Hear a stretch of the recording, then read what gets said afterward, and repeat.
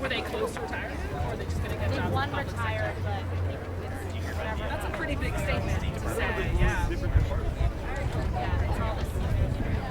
It's like the actual people that Have to do the work.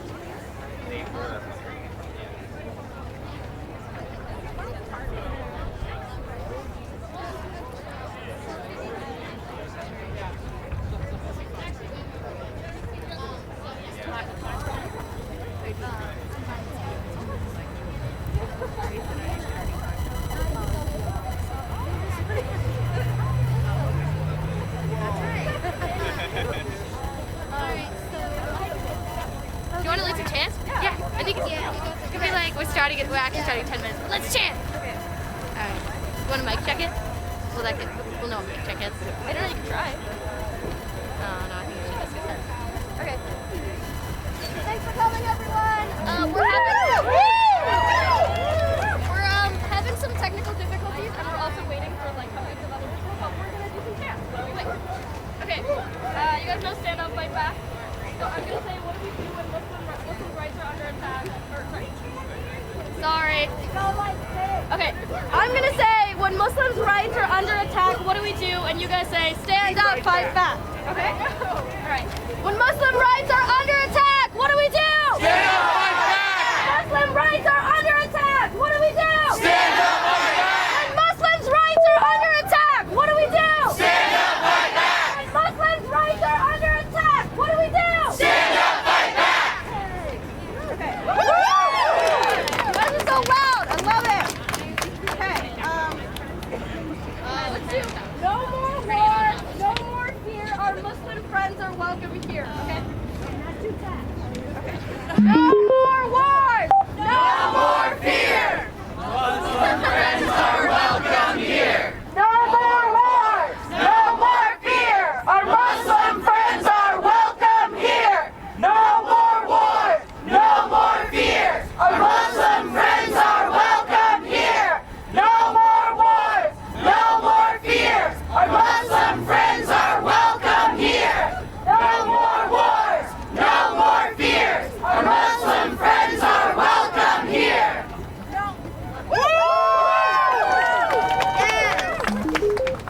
Okay, a classic. Hey, hey, ho, ho, Islamophobia's got to go. Hey, hey, ho, ho, Islamophobia's got to go! Hey, hey! Ho, ho! Islamophobia's got to go! Hey, hey! Ho, ho! Islamophobia's got to go! Hey, hey! Ho, ho! Islamophobia's got to go! Hey, hey! Ho, ho! Islamophobia's got to go! Hey, hey! Ho, ho! Islamophobia's got to go! Hey, hey! Ho, ho! Islamophobia's got to go! Hey, hey! white supremacy's got to go. Hey, hey! Ho, ho! White supremacy's got to go! Hey, hey! Ho, ho! White supremacy's got to go! Hey, hey! Ho, ho! White supremacy's got to go! Hey, hey! Ho, ho! White supremacy's got to go! Hey, hey! Ho, ho! White supremacy's got to go! Hey, hey! Ho, ho! White supremacy's got to go! Hey, hey! Ho, ho! White supremacy's got to go! Hey, hey! Ho, ho! White supremacy's got to go! Hey, hey!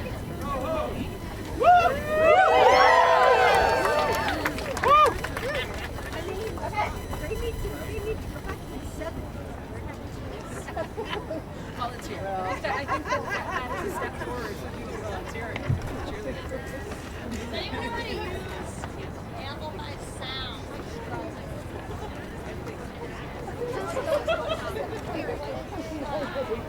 Hello, everyone. Thank you all so much for being here this afternoon in the cold. We're really glad to see you out here. We're just waiting on a couple more speakers. So in the meantime, while we're waiting, we're hoping you can give the mayor a call if you haven't done already. If you have, thank you so much. So please just take a minute to do that. And also, if you could tweet to at Council of DC and at Mayor Browser with the hashtag #NoBanNoWall, that would be great. And with that, we will resume our chanting and we'll get started on the program shortly.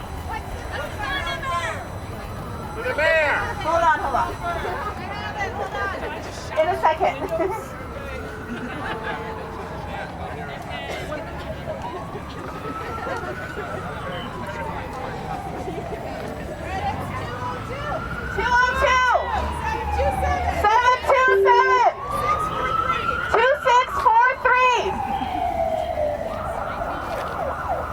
And remember to tweet at Council of DC, at Mayor Bowser, hashtag no ban, no wall.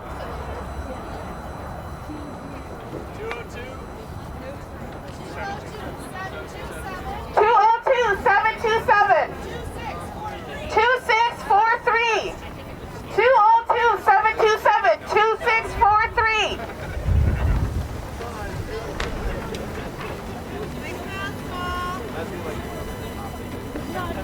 Hashtag what?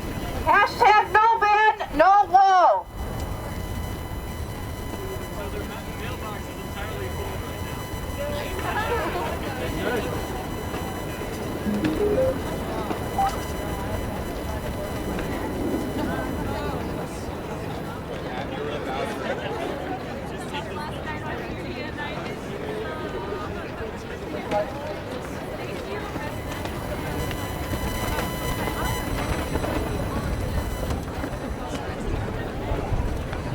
We're going to resume some chanting, so say it loud, say it clear. Repeat after me, say it loud, say it clear. Say it loud, say it clear. Refugees are welcome here. Refugees are welcome here. Say it loud, say it clear. Say it loud, say it clear. Refugees are welcome here. Refugees are welcome here. Hey, hey, ho, ho. Hey, hey, ho, ho. Islamophobia has got to go. Islamophobia's got to go. Hey, hey, ho, ho. Islamophobia has got to go. Hey, hey, ho, ho. Islamophobia has got to go. Hey, hey, ho, ho. Islamophobia has got to go. Hey, hey, ho, ho. Islamophobia has got to go. Hey, hey, ho, ho. Islamophobia has got to go. Hey, hey, ho, ho. Islamophobia has got to go. Hey, hey, ho, ho. Islamophobia has got to go. Hey, hey, ho, ho. Islamophobia has got to go. Hey, hey,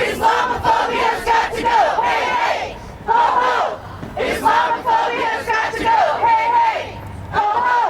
Islamophobia has got to go. Hey, hey, ho, ho. Islamophobia has got to go. Hey, hey, ho, ho. Islamophobia has got to go. Hey, hey, ho, ho. Islamophobia has got to go. Hey, hey, ho, ho. Islamophobia has got to go.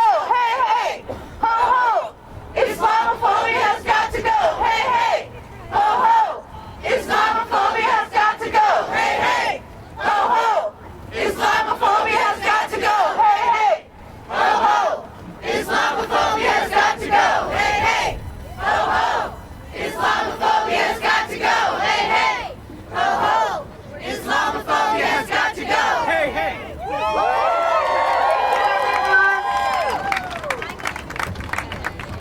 So my name is Dr. Mahadi Lal, and I'm the Executive Director of the National Coalition to Protect Civil Freedoms, as well as one of the founding members of the DC Justice for Muslims Coalition. Thank you. If you haven't already signed up to be on our mailing list, please do. There are a couple of sheets going around, so please make sure to sign up. As you all know, this is a very critical and crucial time for the United States, and in particular for Muslim rights, both domestically and abroad. So I want to thank you again for being here today. So I'm sure most of you know why we decided to call for a rally today. Does anyone not know why we're here today? Right? Yes. So it has something to do with President Trump, right? So President Trump, as we all know, is due to sign an executive order to ban immigrants from 7 Muslim-majority countries, as well as to cede the influx of refugees for at least the next 120 days.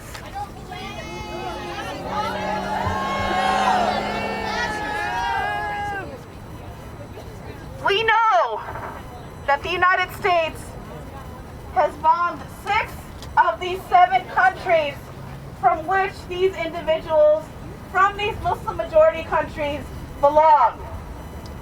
Yet we consider them a threat. Not the United States, but the other countries are a threat. The countries who are being bombed are a threat to the United States. So what do? We restrict their ability to come to the United States, even though we are the ones inflicting violence upon them. So we're here to stand against this, to tell President Trump, two words that shouldn't go together, that we will refuse and we will resist this executive order.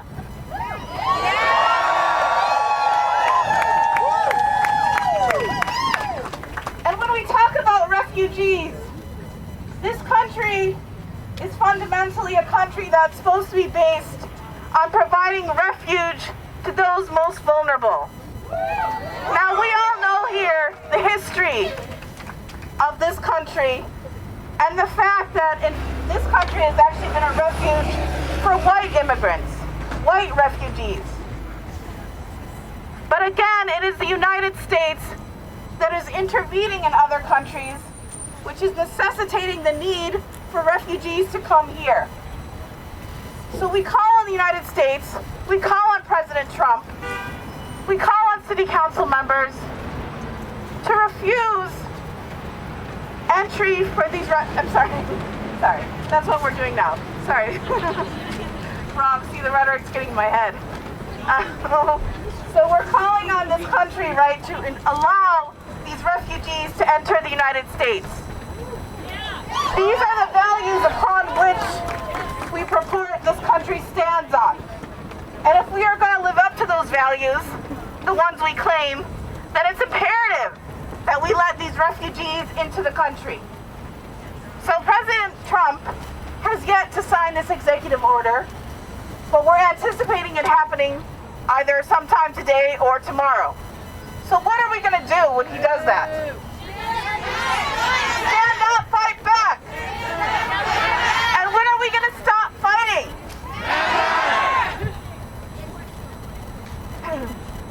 So we all know yesterday President Trump signed the executive order to build the border wall between the U.S. and Mexico. So this demonstrates, again, that President Trump is committed to implementing policies that are racist, xenophobic, and Islamophobic. And he's not going to stop unless we, the people, stop him first.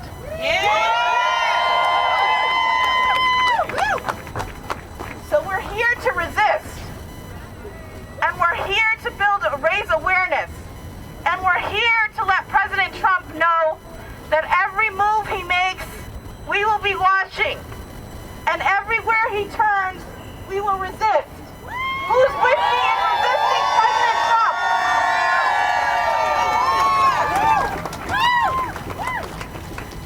So as we're still waiting on some speakers, let's do a couple of chants again. Say it loud, say it clear. Refugees are welcome here. Say it loud, say it clear. Refugees are welcome here. Say it loud, say it clear. Refugees are welcome here. Say it loud, say it clear. Refugees are welcome here. Say it loud, say it clear. Refugees are welcome here. Say it loud, say it clear. Refugees are welcome here. Say it loud, say it clear. Refugees are welcome here. Say it loud, say it clear. Refugees are welcome here. Say it loud, say it clear. Refugees are welcome here. Say it loud, say it clear. Refugees are welcome here. Say it loud, say it clear. Refugees are welcome here. Say it loud, say it clear. Refugees are welcome here. Say it clear. Refugees are welcome here. Say it loud, say it clear. Refugees are welcome here. Say it loud, say it clear. Refugees are welcome here. Say it loud, say it clear. Refugees are welcome here. Say it loud, say it clear. Refugees are welcome here. Say it loud, say it clear. Refugees are welcome here. Say it loud, say it clear. Refugees are welcome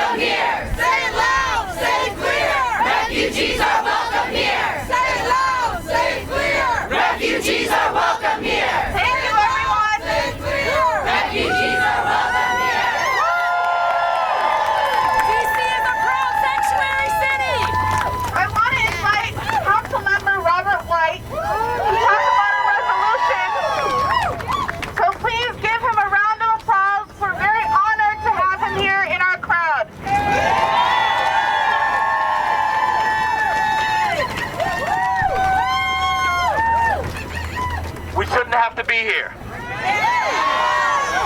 We should not have to readdress the issues of equality, love, and respect that we thought were settled issues already in this country. The White House needs to know that we are not going to go backwards.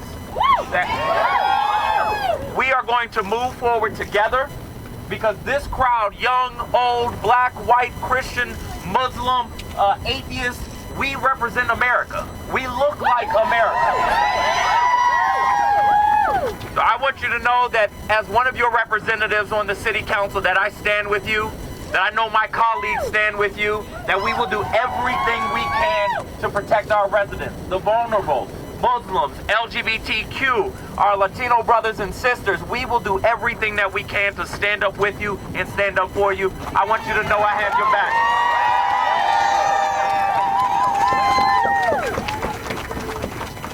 I try to remind people that but for small wrinkles in history, the privileged would be the oppressed, and we would want someone to stand up for us too. Know that I love you, and I'm here with you. Thank you. So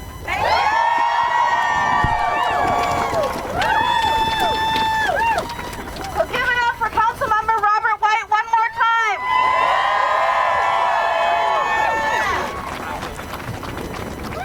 So thank you all again for being here today. In case you're just joining us, my name is Dr. Maha Hilal. I'm the Executive Director of the National Coalition to Protect Civil Freedoms and a founding member of the DC Justice for Muslims Coalition. We're a local coalition that is working to center the Muslim voice and to fight back against institutionalized Islamophobia, which we've seen time and time again in the course of the war on terror. I want to invite one of the co-founders of the coalition to come up and speak, Noor Mir, from the Muslim American Women's Policy Forum as well.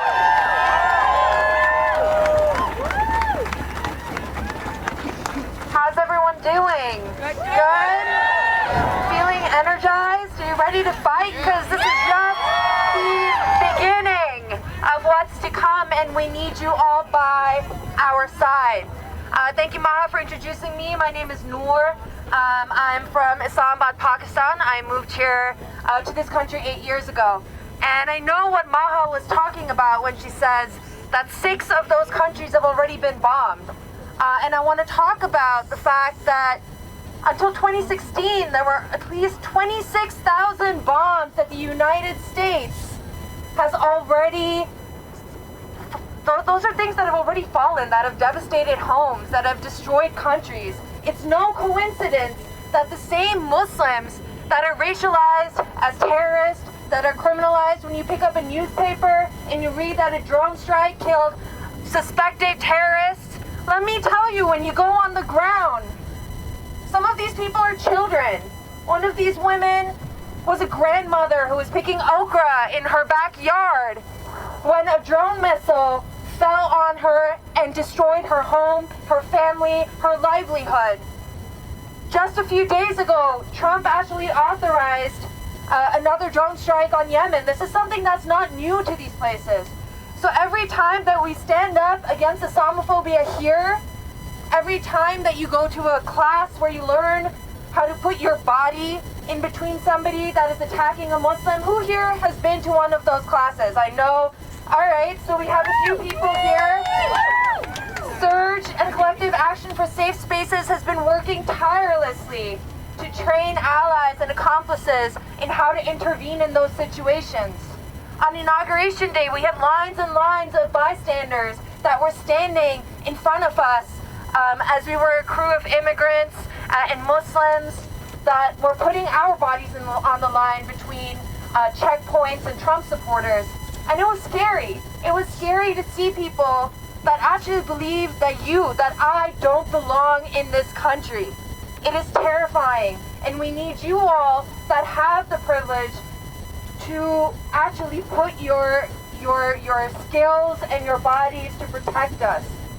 But it's not just about interpersonal Islamophobia. It's not just about that communication. It is endemic to the institutions in this city.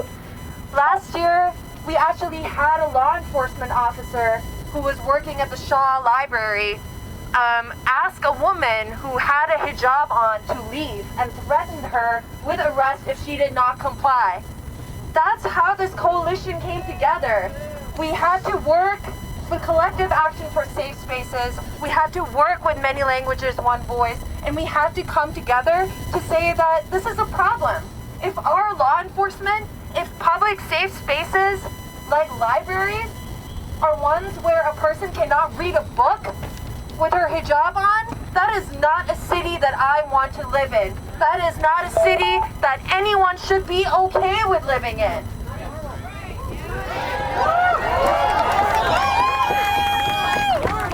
I also want to say that this is something that's systemic. Something that Trump has already said is that he thinks torture is okay. Do you think torture is okay? This is something that is not new for Muslims in this country. That's not something that's new for Muslims around the world. He's already said that he wants to reopen black sites. Do people here know what a black site is? A black site are secret detention centers around the world where people are abducted and taken and tortured. This is not a conspiracy theory. This is something that is documented. This is something that is funded with your taxpayer money.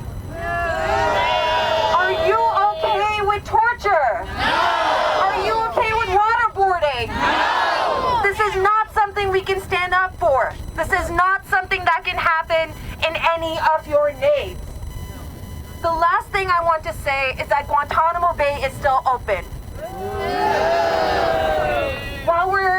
I know a lot of people are sad to see President Obama go, but I want to say that he ran on the campaign promise that he was going to close Guantanamo Bay. Is it closed? There are still 40 people that are languishing on an island with no idea when they're going to get out. Are you okay with that? No! So I'm saying this because I want you to keep your eyes and ears open. Sometimes we get so caught up in thinking about, well, you know, there was an incident with a Muslim woman who was attacked. Yes, it's reprehensible. Yes, that's something that we need you to stop. But I need you to think about Islamophobia in the way that it is endemic to U.S. imperialism, in the way that it is perpetuated around the world, in the fact that these are things that you read about in the newspaper and you say, well, you know, who cares? They're probably dangerous anyway. No, they are not. They are not. And the more that we are complacent in how U.S. imperialism is perpetuated around the world, the more our fight against Islamophobia is not holistic enough. So repeat after me. When Muslim rights are under attack, what do we do? Stand up, fight back. When Muslim communities are under attack, what do we do? Stand up, fight back. When refugees are under attack, what do we do? Stand up, fight back. When immigrants are under attack, what do we do? Stand up, fight back. Thank you very much.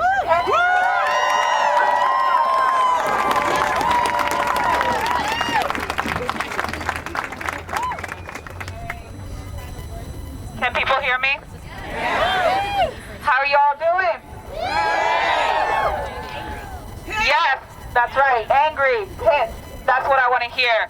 My name is Darakshan. I am the co-director of the Washington Peace Center. Also the founder of the Muslim American Women's Policy Forum, and recently we also started the DC Justice for Muslims Coalition. I want to give a bit of context as to why we picked DC Council today, and I'm going to tell you a story. For the past a year and a half, I've been showing up to DC Council whenever they've had hearings because too often our Muslim communities get erased when we talk about things like street harassment, police brutality, paid leave. That's because we're only seen relevant in the lens of national security and terrorism, as if we're not people, as if we don't exist. And I've come here at moments when I felt super alone by myself, being the only Muslim centering the Muslim community. On Tuesday morning, right after the election, DC Council had an open hearing to listen to the community around specifically sanctuary cities, because Donald Trump weaponized xenophobia, Islamophobia, anti-immigrant, anti-refugee hatred to win. This entire idea that this is a white working class, that's the reason he's in power, is actually not effing true. It's because he weaponized the xenophobia, the racism, And rather than working class people, particularly white people, holding this country's foundations accountable, they held our people accountable for shit we did not do and are suffering from.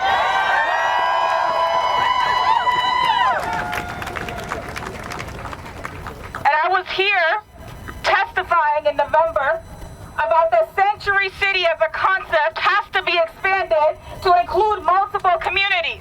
Our undocumented, our black communities in this DC who are going to get targeted by hate violence, police brutality, and a systemic anti-black racism. It means our Muslim communities who fall along the lines of all communities, by the way.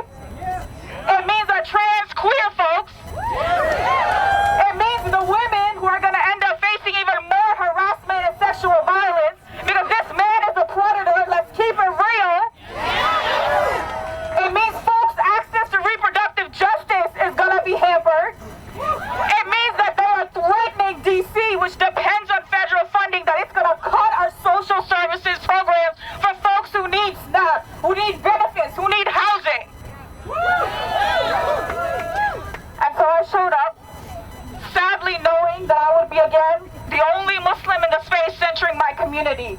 And I said that we better take a strong stance against against Islamophobia, and be clear that we reject it.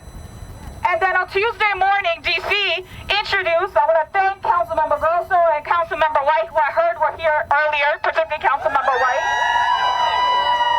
They introduced, and it was passed unanimously, a resolution to uphold the rights, the human rights of all folks in DC.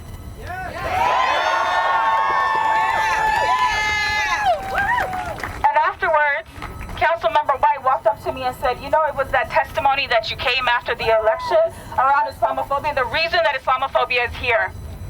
And you know what I thought to myself? Why is it that I'm the only person he heard Islamophobia was an issue from? So then, me and my sister Comrade Maha got on the phone literally the other night as we knew this executive order was either going to come out today or tomorrow, and said, you know what?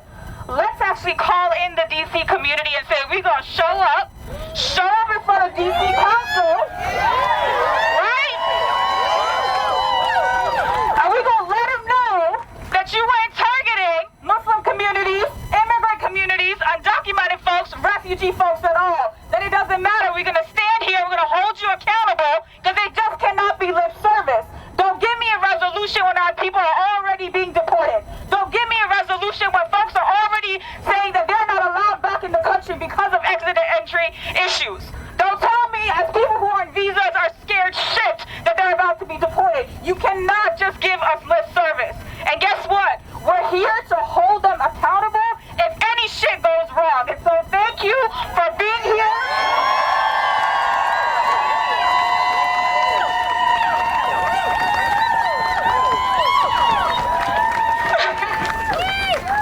Let's continue to stay engaged. I hope that today's not the only day you show up.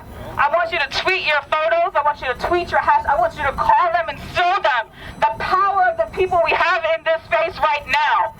It doesn't matter if you're not Muslim or refugee or immigrant. We're in this together. We gotta stand up for our folks.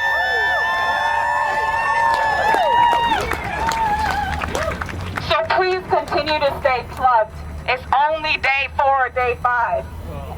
Remember, this man is in office for 4 years. Let's not lose our momentum. Please do not feel despair.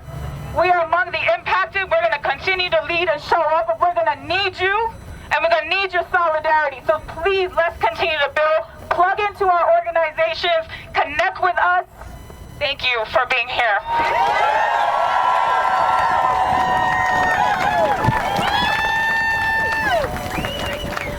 And now I want to bring up Rabbi Joseph Urban from Jewish Voice for Peace, DC. They've been one of our most powerful partners in really bringing out and really showing up. So thank you so much.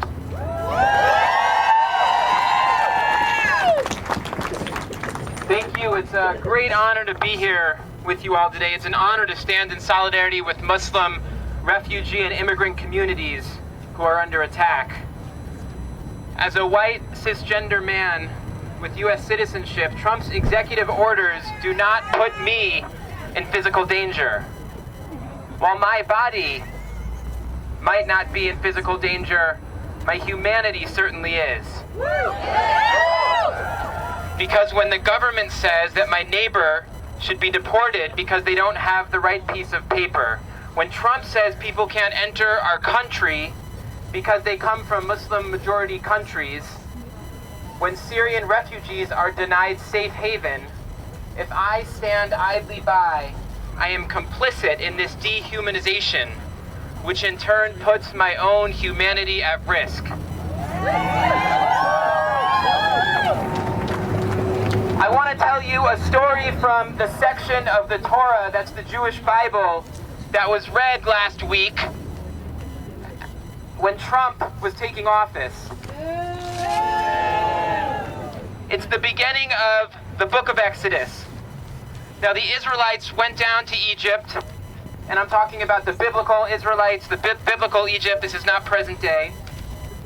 And at first the Israelites went down, they were doing all right. And then the text says, a new king arose over Egypt who did not know. This Pharaoh did not know the very people he was supposed to govern. He did not know the difference between right and wrong. He did not know the source of life that pulses through all human beings, all of us standing here in all of creation. So this Pharaoh, who did not know, said to his people, and I quote here from the text, "Look, the Israelites are much too numerous for us. Let us deal shrewdly with them, so they do not increase. Otherwise, in the event of war," pause. "In the event of war, they may join our enemies." Does that sound like anyone you know? Yes. Pharaoh then enslaved the Israelites and made their lives miserable. But that wasn't enough. Pharaoh issued an order to the midwives who worked with the Israelite women to kill any male children. The midwives, whose very calling is to bring life into the world, were ordered to kill. What did they do? They resisted. The text says, fearing God, they did not do what they were told to do. They did not comply with the immoral laws. They resisted. The midwives chose life and helped the baby boys to be born. I said before that Pharaoh did not know. There was another thing that Pharaoh did not know.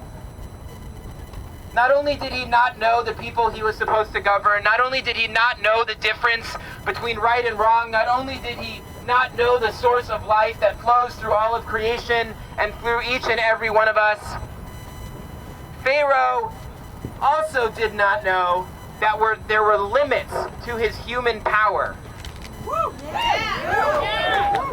You see, the resistance of the midwives is what led to Pharaoh's downfall.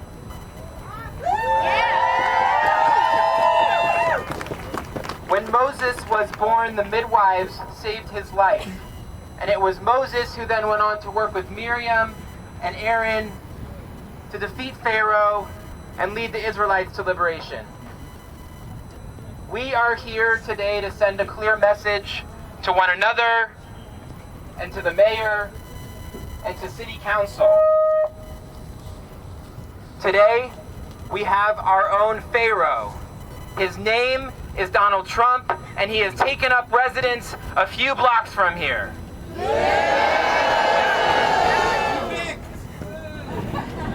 He has already begun giving his hateful, racist, Islamophobic orders. Here is what the mayor and city council and all of us need to do in response. I'm going to ask you to repeat after me. Be like the midwives. Be like the midwives. Resist Pharaoh. Resist Pharaoh. Choose life. Choose life. Be like the midwives. Be like the midwives. Resist Pharaoh. Resist Pharaoh. Choose life.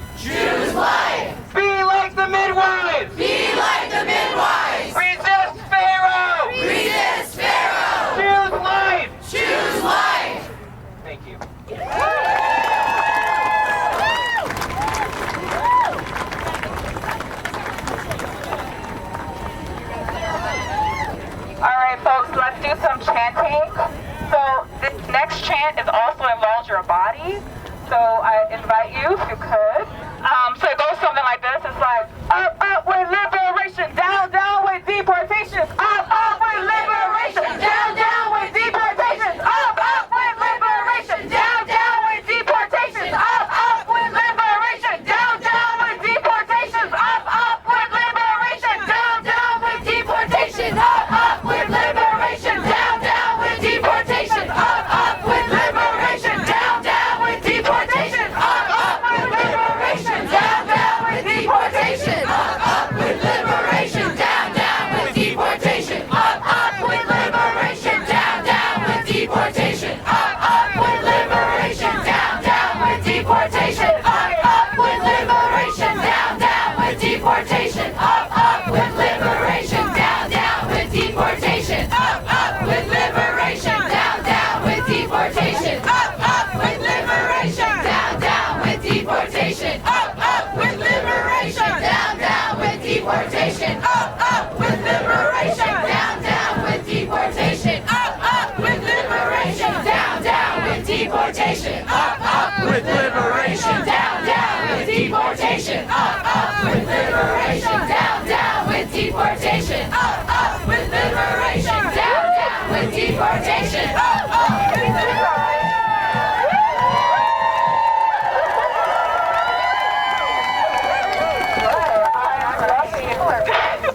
I like it. All right, let's do one more chant, another chant in particular, and it's gonna go like this. Say it loud, say it clear. Muslims, immigrants, refugees are welcome here. Sorry. Say it loud, say it clear. Refugees are welcome here. Say it loud, say it clear. Refugees are welcome here. Say it loud, say it clear. Refugees are welcome here. Say it loud, say it clear. Refugees are welcome here. Say it loud, say it clear. Refugees are welcome here. Say it loud, say it clear. Refugees are welcome here. Say it loud, say it clear. Refugees are welcome here. Say it loud, say it clear. Refugees are welcome here. Say it loud, say it clear. Refugees are welcome here. Say it loud, say it clear. Refugees are welcome here. Say it loud, say it clear. Refugees are welcome here. Say it loud, say it clear. Refugees are welcome here. Say it loud, say it clear. Refugees are welcome here. Say it loud, say it clear. Refugees are welcome here. Say it loud, say it clear. Refugees are welcome here. Say it loud, say it clear. Refugees are welcome here. We're gonna push it up a little. We all like that one. All right. No more wars, no more fear. Muslim friends are welcome here. No more wars, no more fear. Muslim friends are welcome here. No more wars, no more fear. Muslim friends are welcome here. No more wars, no more fear. Muslim friends are welcome here. No more wars, no more fears. Muslim friends are welcome here. No more wars, no more fears. Muslim friends are welcome here. No more wars, no more fears. Muslim friends are welcome here. No more wars, no more fears. Muslim friends are welcome here. No more wars, no more fears. Muslim friends are welcome here. No more wars, no more fears. Muslim friends are welcome here. No more wars, no more fears.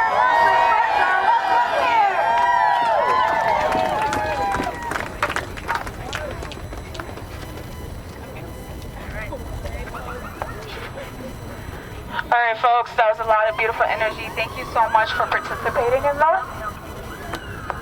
All right. No Trump, no KKK, racist fascists go away. No Trump, no KKK, racist fascists go away. No Trump, no KKK, racist fascists go away. No Trump, no KKK, racist fascists go away. No Trump, no KKK, racist fascists go away. No Trump, no KKK, racist fascists go away. No Trump, no KKK, racist fascists go away. No Trump, no KKK, racist fascists go away. No Trump, no KKK, racist fascists go away. No Trump, no KKK, racist fascists go away. No Trump.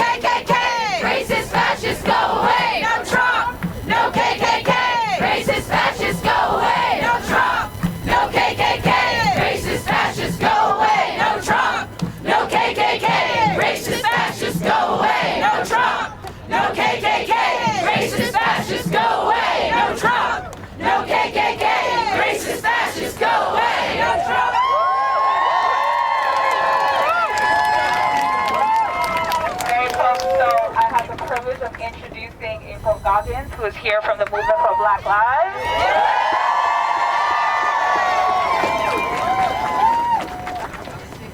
They told me I don't have to push anything, so sorry if I do that like somewhere in when I'm talking. Anyways, I'm really glad that everybody's here. Now I have to... Okay, is that better? Yeah! Hey, thanks. But first, I really want to say thank you so much for coming out. I think we've seen over the last few years, even before these last 2 weeks of wonderfulness, that welcoming refugees and anti-repression and anti-registries and anti-bans have been just something that we've talked about. And I think people really thought that it might not actually happen, it might not actually be that bad. But I'm going to challenge everybody to listen to what the people said before Hitler came to power as we know him today. I am talking as loud as I can today. All my voice is gone from inauguration.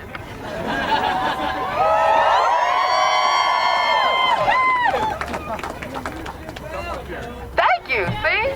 I got an excuse. But here in DC, I would like to say it's ground zero, right? Both in proximity to the craziness and the ridiculous, and to the craziness and the ridiculous. And I think that when we see the signs and all the resistance and liberate, like what does that mean to everybody? I think if I haven't thought about anything else, it's that people need to assess how far they are willing to go to liberate and protect. Yes! Because what we know is that no matter what, everything we've seen since Friday at 12:02 has been every kind of repression, every kind of racist, xenophobic, Islamophobic, and sexist, ageist, ableist, everything, transphobic, everything that could possibly have, well, no, there's more, but that I at least thought was going to take 2 weeks. I'll just say that.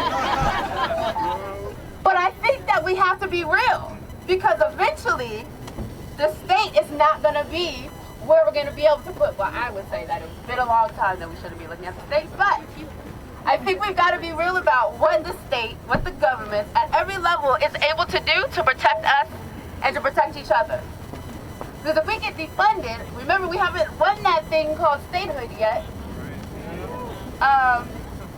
So if we get defunded, if we aren't still fighting for that, if we aren't fighting for how DC becomes a pawn in the fight in Congress, we lose, number one. And number two, we're kidding ourselves if we think that that are the ways that we're going to be able to, and the only kind of stance that we've got to take to protect each other. Council members can only do so much. Also, I'm going to assume they're not undocumented, might not be able to relate to that, and what the fears really are, and that we've got to challenge ourselves. I'm going to keep saying this, because I think we're comfortable in rallies, but I think most organizers in DC will tell you that this is for us to come together to mobilize. I'm going to use another mic now. Lord. Am I supposed to sing or?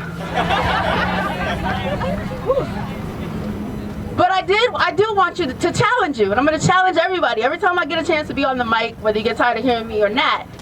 But if ICE decides today, we really don't care about MPD, and we're just going to go into the neighborhood and take your neighbor and their kids, like, are you prepared? Are our actions going to match the words? Are they going to match the level of anger and fear and power we feel when it's time? Is it really? Yes! Is it really? Yes! Because it's going to happen. It's already happening, right? Let's not forget that we got to do our due diligence to see what is really going on. Executive orders, great. Things that he said he was going to do, is going to do, things that make absolutely no sense that he says most of the time.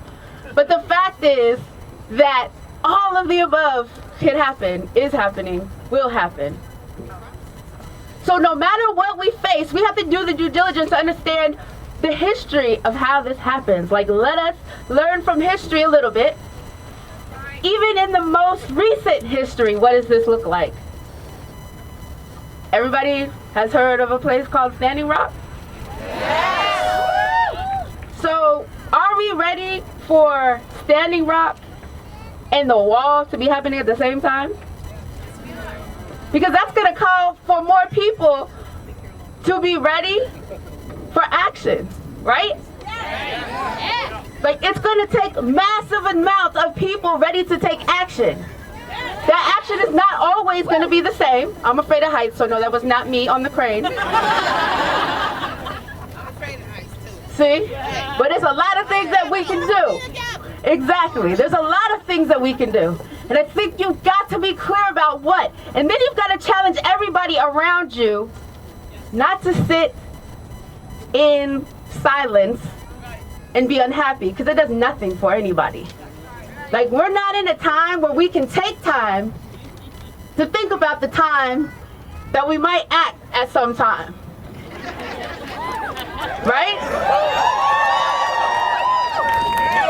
We've also got to be real about privilege. It is not a bad word as far as getting called out for it. Talk about it. Talk about it. Because if you don't understand it, you're not using all of the powers that you have to help people to get in spaces where other people can't get.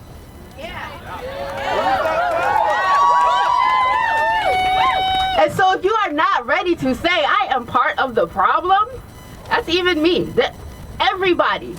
How are we complicit in all of this? If you can't look at yourself and determine, nobody is perfect, because if we were all perfect and we all did what we were supposed to do, this wouldn't be happening. But you've got to be radically honest with yourself. And you've got to challenge everybody to be radically honest. Because that's where we are today. And tomorrow, and Saturday, or wherever that thing is happening. But, so I want to leave here, and I'm a little flustered just because there's so many things going on. But I want to challenge you to meet somebody here that you don't know. To plug into a group that might interest you. Look for events that are going on. Get connected. Chances are somebody's already doing the thing that you want to do, or somebody else is looking for someone else who wants to do the thing you want to do. But now is the time to get connected. Plug in. There are several groups. A lot of them are here. Facebook. You know, Facebook is Facebook. However, while we can use it right now for kind of sort of important things, find DC organizers, organizations, join. If you can't join physically, we all need money to continue to do these things. Talk about it. Yeah. Talk about it. We need money. Talk about it. Say it again. Say it again about paper. And also, we are not going to be shy about asking for money. Because what we don't have in material resources, we know the work that we could do with material resources, given our human resources. And so, you guys have a website, right? Okay, good. I'm gonna give this back so they can give you the website. But please go on, donate time, money, any kind of money. It's like different kinds of money. And money. And if you have a hat and you want to pass it around, money's good. Thank y'all.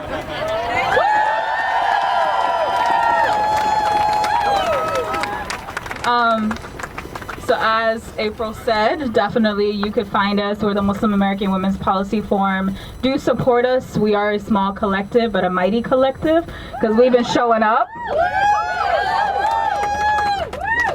I also want to use this a moment, because I know so many of y'all here. So how many of you have heard about the Muslim Registry?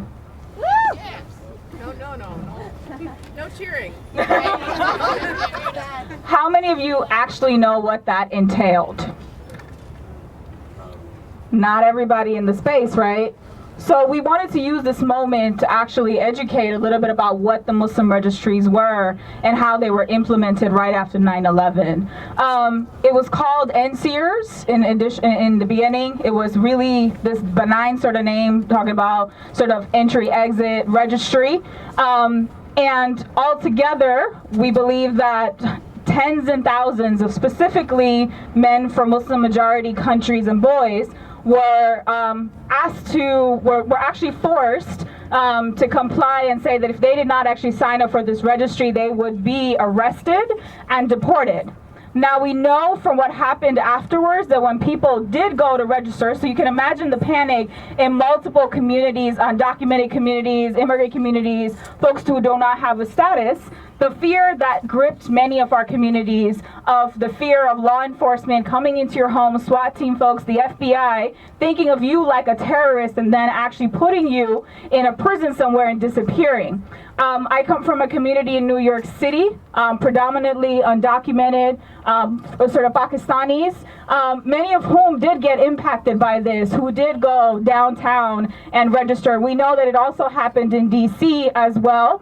And when folk registered, we know that at least 13,000 folks were placed into deportation proceedings. And so this was really a way to, number one, understand and get a registry really for punitive purposes, for surveillance, for entrapments, for deportations.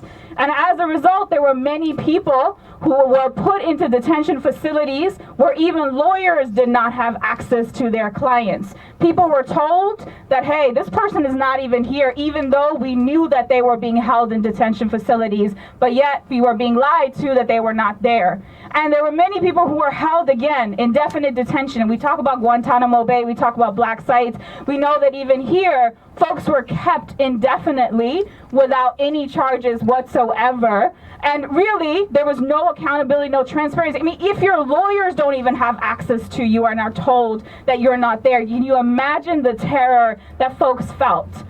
And for many of us, what we saw is entire communities disappeared after 9/11. There are organizations that were actually started after this who can tell you like half of their bases were all deported. I know for the community I came from NSEERS to all the other 9/11 post-war on terror domestic policy, we lost 70% of our community. People who no longer just were around. And so when we talk about the Muslim registries, please understand the weight of what that is. It's not just names or collecting names. It's collecting names to actually put folks into deportation proceedings and deport them. It's to rip apart our communities, our community infrastructure. It is to turn around and publicly put people's information that to this day, everything collected out of NSEERS is still part of the government. It was never destroyed.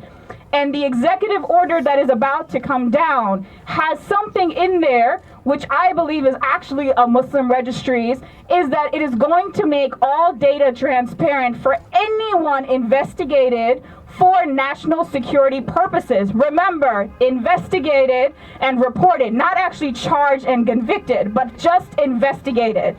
And in this atmosphere where people report people for looking Muslim, for having a headscarf on, for speaking Arabic or Urdu, imagine how many folks are going to end up on those registries that will be made public for targeting, for punishment. We know that all these registries we already have, that once you're seen publicly as somebody even being reported for something, employers don't want to actually hire you. People don't want you living next to them. And so again, please understand the weight of what this actually does. It's to mark us, to publicly say these folks are unsafe and you could do whatever you want with them.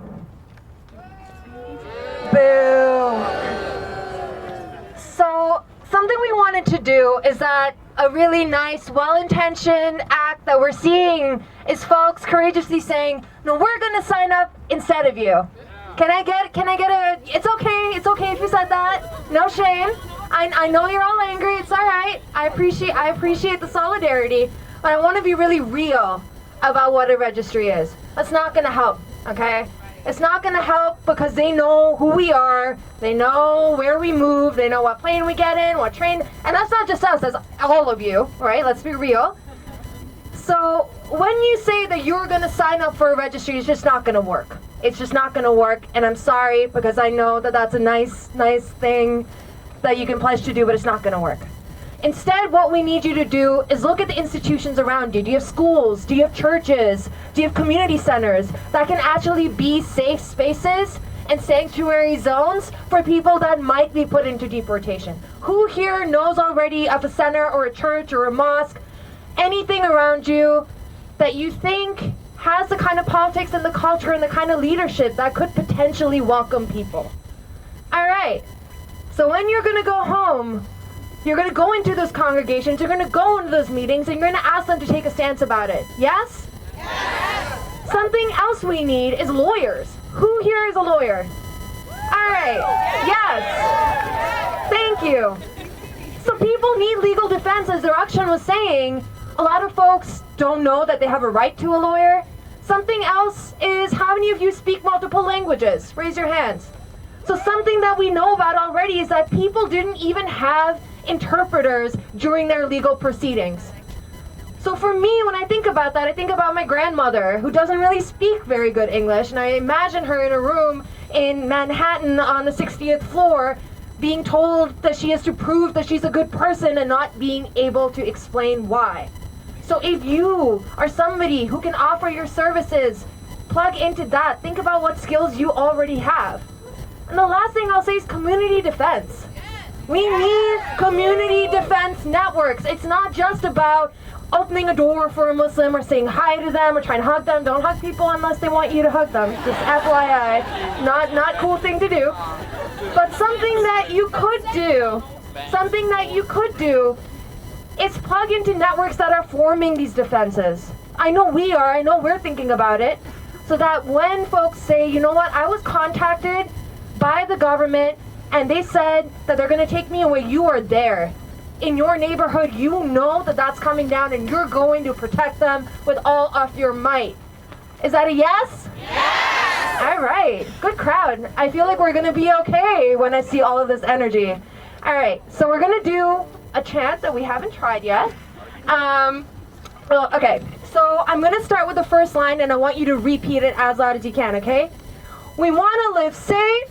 We want to live safe. Let's do it a little louder. We want to live safe. We want to live safe. We want to live free. We want to live free. A little louder. We want to live safe. We want to live safe. We want to live free. We want to live free. We don't want no registry. We don't want no registry. We want to live safe. We want to live safe. We want to live free. We want to live free. We don't want no registry. We don't want no registry. We want to live safe. We want to live safe. We want to live free. We want to live free. We don't want no registry. We don't want no registry. We want to live safe. We want to live safe. We want to live free. We want to live free. We don't want no registry. We don't want no registry. We want to live safe. We want to live safe. We want to live free. We want to live free. We don't want no registry. We don't want no registry. One more time so all of DC can hear it.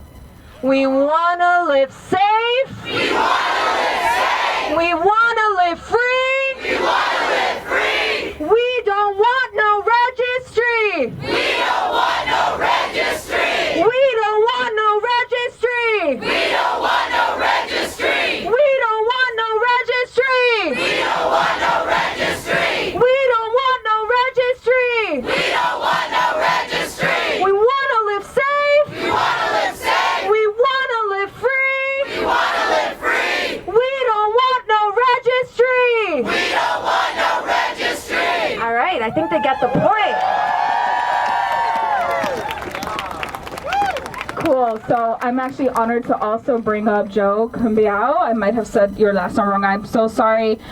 Joe is with Gabriela DC, a really dope collective of Filipina women and folks who have really stood with us in solidarity. I can't count how many times Joe has been there. And I want to affirm that at the end of the day, it's actually women of color who are leading these struggles.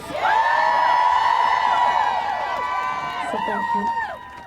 Thank you, Darakshan, and the Muslim American Women's Forum for inviting me here today. For all that don't know, Gabriela DC is a Filipino women's organization. Locally here, we organize with migrant women in our communities who have been attacked. We've been organizing with Filipino migrant women who've been trafficked to the DC area. Over 80% of our members are victims or survivors of human trafficking.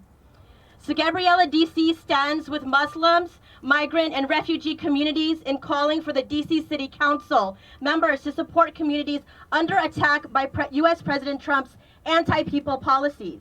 In less than 1 week in office, Trump has issued executive orders that essentially target vulnerable communities as this new administration aims to limit and ban entry of persons into the U.S. from countries that are predominantly Muslim and instead invest more funding in law enforcement and military spending. The executive orders announced yesterday on January 25th include the $26 billion taxpayer dollars towards a border wall on the U.S.-Mexico border. A 50,000 cap on the number of refugees to be admitted in 2017. An increase in safe zones in the U.S. and budget cuts to sanctuary city programs. This new administration claims that the executive orders are efforts to secure needs of the U.S. in fear of foreign-born nationals. They are presumed to be the biggest threat to the nation and have been labeled as terrorists. During Trump's presidential campaign, he labeled Filipinos as animals from terrorist nations. While these are blatant remarks against immigrants and have stirred widespread fear and repression among our communities. The executive orders only prove who the real bully is. Yes! Yes! With over 6,000 Filipinos leaving our home country every day, we as migrants are pushed out because of poverty, landlessness, unemployment, and lack of national industrialization. This is where we come from. Essentially, we are forced to migrate and seek jobs abroad just to put food on the table and send money back home to our families.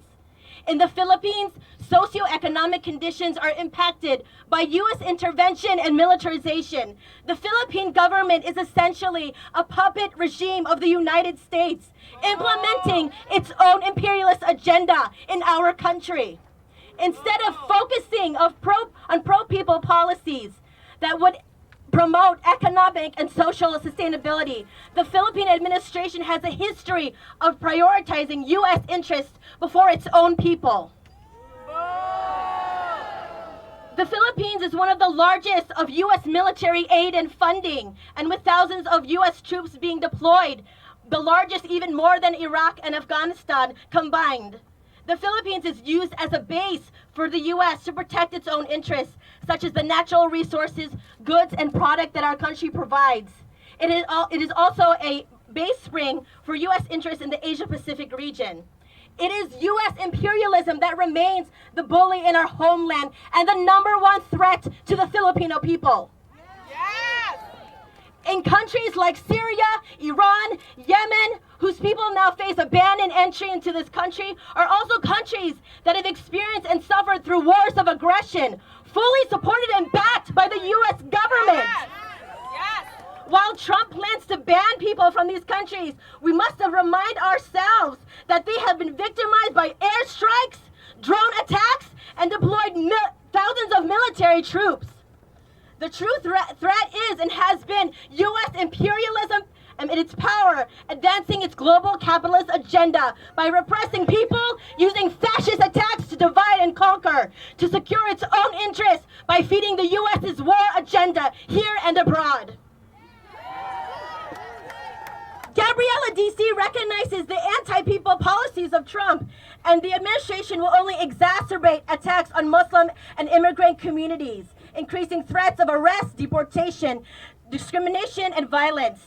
We stand in solidarity with other migrants, immigrants, and Muslim community in calling for a firm commitment from the DC Council and the DC Mayor's office in making DC a sanctuary city for all.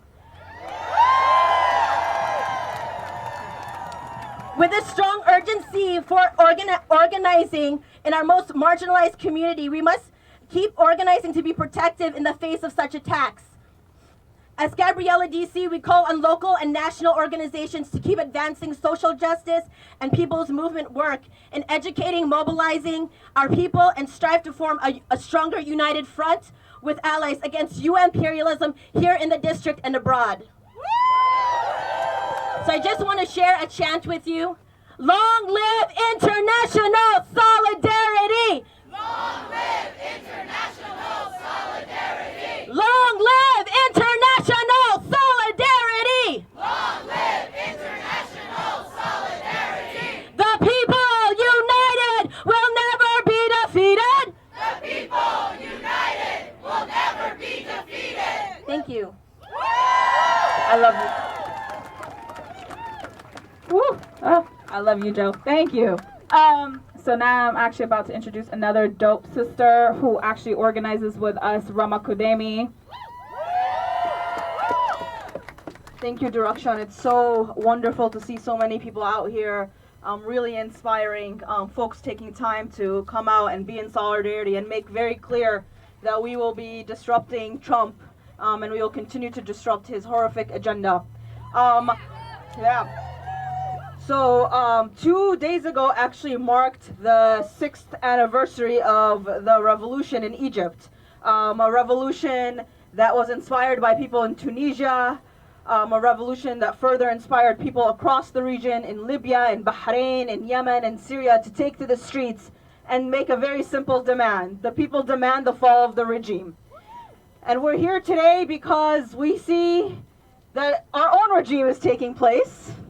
And I'm hoping that we can carry those chants also here in terms of demanding the fall of the regime in the US and take some inspiration from the people in the region.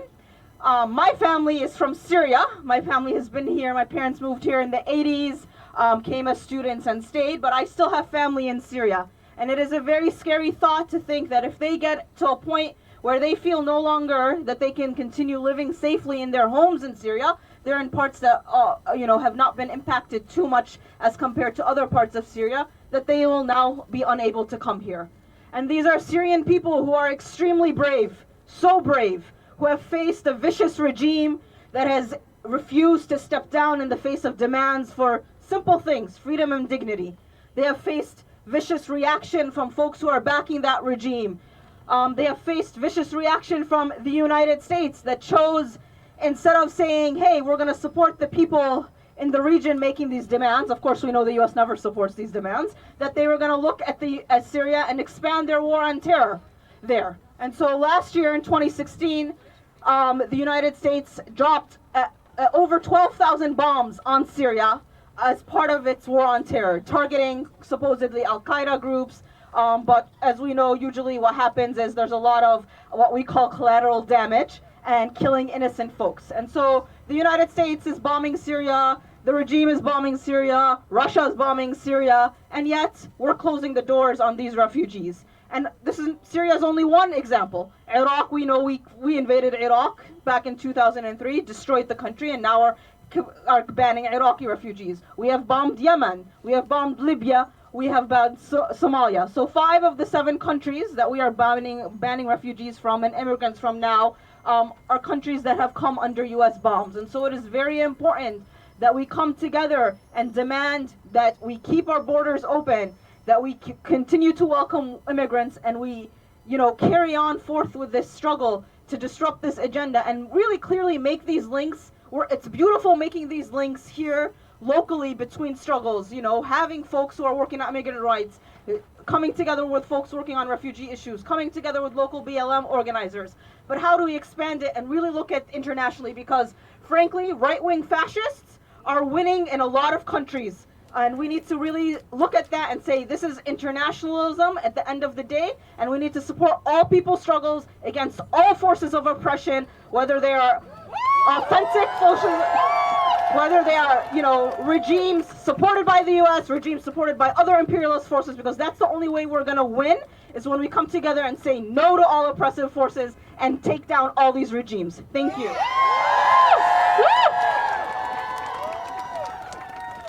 Great. So now I have the honor of introducing the Abui, who's my fellow co-director at the Peace Center.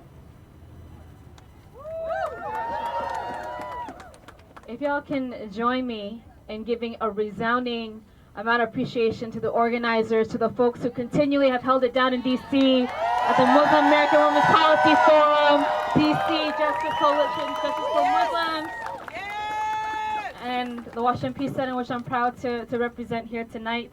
I represent here also as someone in solidarity, as much of you all are in the crowd here tonight, and we want to continue showing up. Whether this be the last rally of the week for you, because we know it's going to be every week, especially for the next 4 years. I hope you're not tired. No! I hope you're not trying to think about rest. No! Because we got to keep fighting. And I love the challenges that April Goggins brought up earlier. How are we challenging ourselves? How are we showing up to fight? And I know a lot of you all of you all, have done everything that you can, or maybe you're asking yourselves, have I done enough? Because this is the question that I ask myself. Have I done enough to show up in solidarity? Have I done enough to understand that what's happening to our neighbors and our friends and our allies and our comrades is impacting us and our families as well? No matter if you're a Muslim or not, you got to understand, if it's happening to the Muslim community, we got to fight as hard as if it's happening to ourselves and our own families. And what's important to know in my experiences with Muslim folks is that I have felt a lot of love. That what I understand is that their very existence is centered in love. So when all this talk about hate and Islamophobia, that's not centered in love. The truth is, this is centered in love. So that's what we got to fight on, is love. And this is something we need the DC Council to understand. This is something that we need Trump to understand, but we know he doesn't understand. He's not going to get it. So let's stop the talk about giving him a chance. Yeah! This is not a time about giving him a chance. This is about time giving him the truth. This is about the time to give him our power. Yeah! And this is the time to show him what community looks like. And this is what community looks like.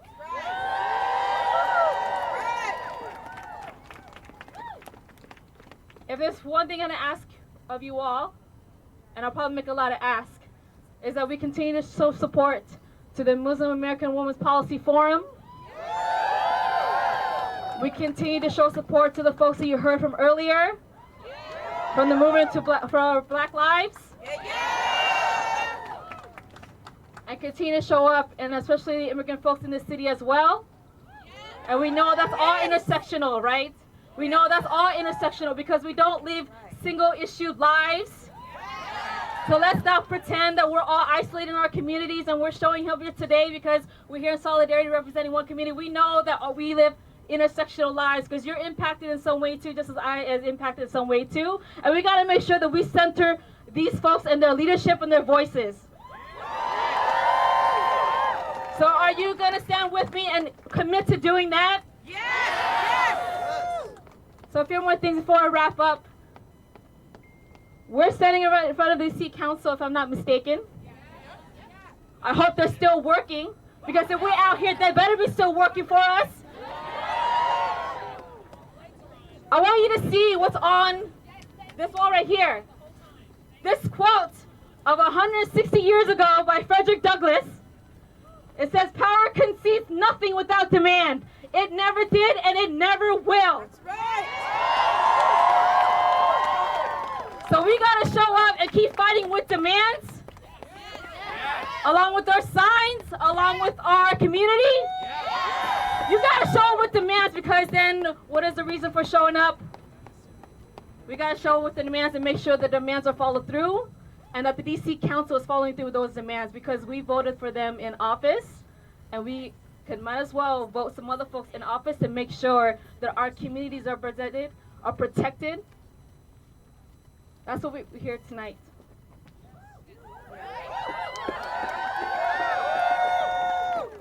So I'm going to ask this now. When we talk about community, we talk, well, what does that mean? And we know we got media folks here. I know it's dark now, But if you can, if you will, we want to make sure that the message is clear and what these folks asked us to do tonight. If you have signs, if you can raise them up, all of your signs, and thank you for coming through with signs that make sense and that have demands, because there have been some marches and rallies that make no sense at all. I won't name the march, but you all know what I'm talking about. Let's be smart, y'all, when we do this fight. So you don't have up your signs, and we're gonna chant like this. Tell me what community looks like. This is what community looks like. Tell me what community looks like. This is what community looks I like. said, tell me what community looks like. This is what community looks So like. tell me what community looks like. This is what community looks like. Thank you on behalf of the Washington Peace Center. My name is Dia Boyd.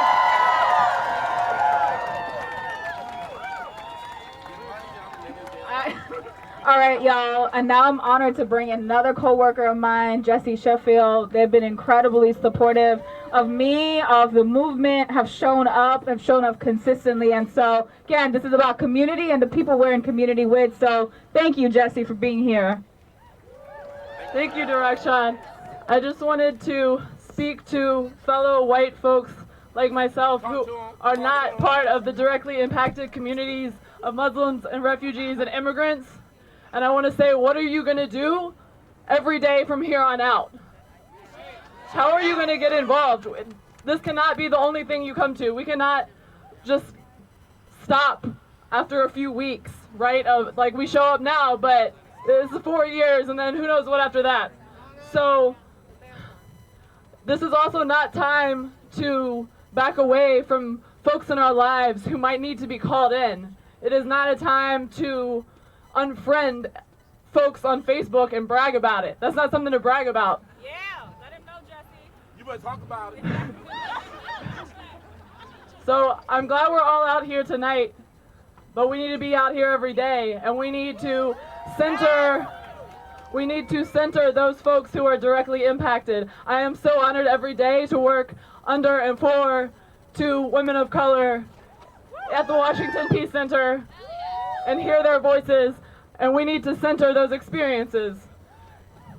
So let us tell each other, let us tell DC Council that we need to make DC safe, because this new administration is obviously not going to do that. They are going to do everything they can to make it unsafe. So how are we actually going to keep this a sanctuary city? Talk about it. And appreciate you all coming out tonight. If you need ways to plug in, look to your local leadership of color in this town, in this city. Check out events on our websites. Feel free to come to our events. Check out Washington Peace Center. All right, I'm not sure who's next, but I appreciate it. All right, folks, so first of all, thank you. I know it's super cold and y'all are still here with all your beautiful energy. Let them know, right? So that beautiful quote that's out there, the power concedes and nothing without a demand. So guess what? We got some demands, right? So I'm going to read the statement that we put together from the DC Justice for Muslims Coalition. Our demands from particularly DC Council. And so here they go. Recognizing that what happens at the federal level very much impacts what happens at the local level, our coalition believes that it is imperative to not only challenge policy on the national stage, but to push the mayor and DC council members to commit to protecting in practice, not just lip service, and through concrete actions, the most vulnerable members in our community. While it is commendable that DC has passed a resolution affirming the human rights of the district's residents, it is important to note that for many of our communities, our rights are stripped by the law, and it is the law that upholds our dehumanization. The DC Justice for Muslims Coalition is making the following asks in defiance of Trump's executive orders. Preserve Washington, D.C. as a sanctuary city in the strongest of terms.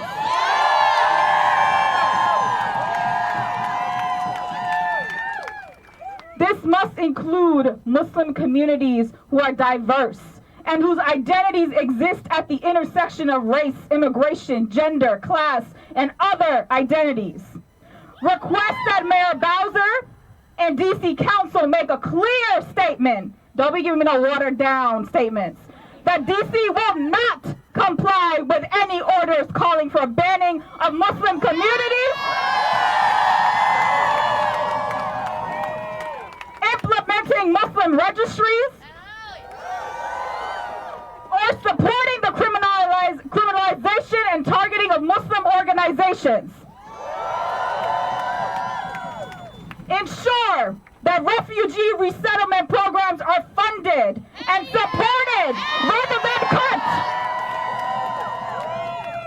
Prevent additional scrutiny on immigration benefits. Ensure all of DC's targeted and marginalized communities aren't collectively punished in the form of losing benefits that allow people and families to survive. Block the implementation of any registries that vaguely and broadly make the names of anyone reported of or investigated for national security purposes, which can have severe consequences for individuals accused of things they have not engaged in. Prohibit the use of city resources when it comes to making our communities unsafe, and ensure that the MPD, the Locust Police Department, and the Department of Corrections are not engaging in immigration enforcement activities nor sharing any sensitive information within federal authorities.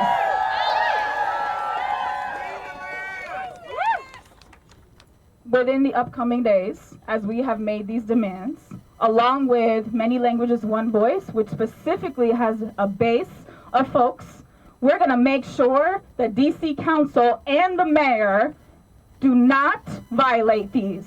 It is not enough to give lip service and feel good about yourself that you are Sanctuary City while Trump's hotel is right there. It is not okay that you want to tell us the only reason that you want to uphold Sanctuary City is so that undocumented folks can report to law enforcement. For what? Deportation? It is not enough for DC Council to just give us lip service while going behind our backs and not having our backs as the federal government is going to cut benefit programs. Do not put us on the chopping block. Now we've made our demands. We're going to need people power. We're going to need you. They are here to serve us. We're not here to serve them. Their salaries come from our tax dollars. We work. We are part of this city. We're part of the infrastructure of it. And I want to say something. I know we're here focusing locally, but it is not beyond me that the White House is also right in DC. So guess what? They better not mess with us either. So please, stand with us, join us. This is not the end of it. There will be council hearings. I'm sure things will really get worse before they get better. But the only way we can guarantee we'll get better is if all of you show up. And we got to make sure that our other siblings in the district also got to show up for us as well. So with that, again, I want to thank you for being here. It's important that they hear that it's not just 4 voices of Muslim women. It's actually hundreds of folks. It will be thousands of folks. We are not afraid to hold them accountable. We are not afraid to hold our institutions accountable. We are not afraid to hold the people that are in our lives accountable if they do some dumb shit. So I'm going to hand it over to my sister Maha, who's going to close it out. But again, I want to say I love you. Thank you. We're going to continue.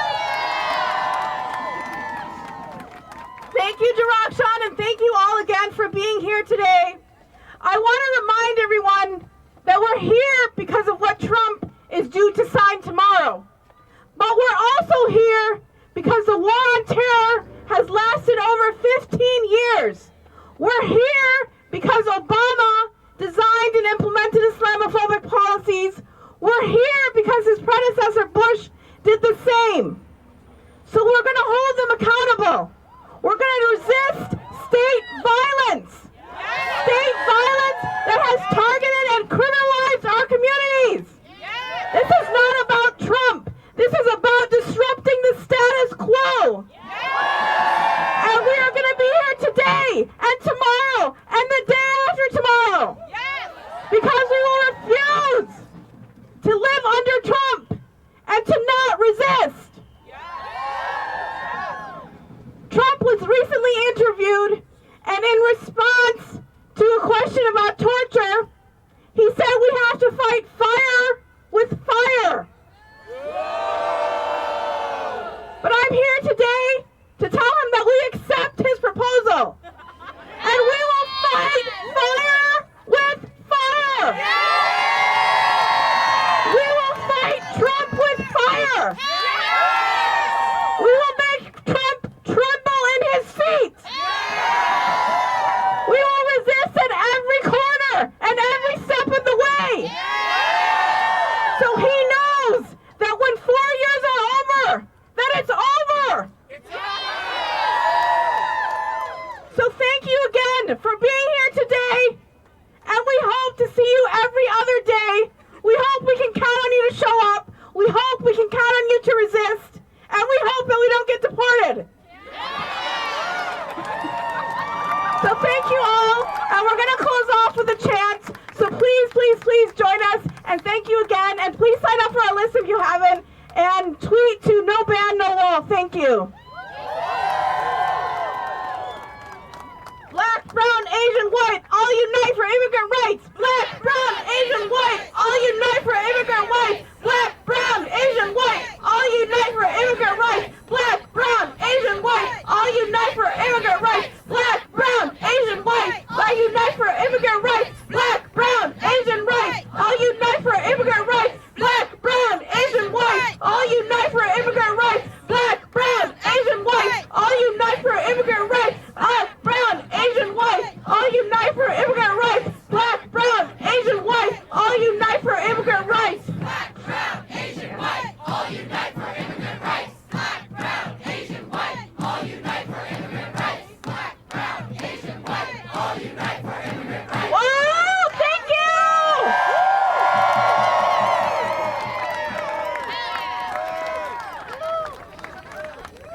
Oh, if everyone can please return your signs to the middle, that would be appreciated. And again, if you haven't signed up to our list, please find one of the organizers and do so. We have a lot of activities planned and a long 4 years ahead of us. So thank you again.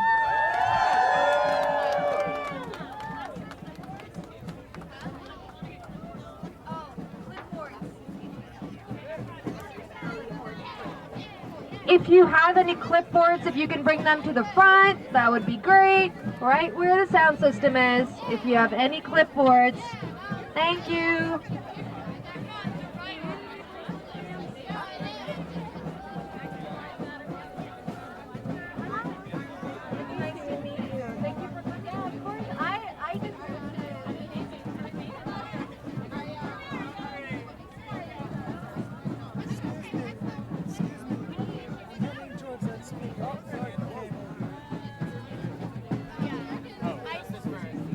They just created it.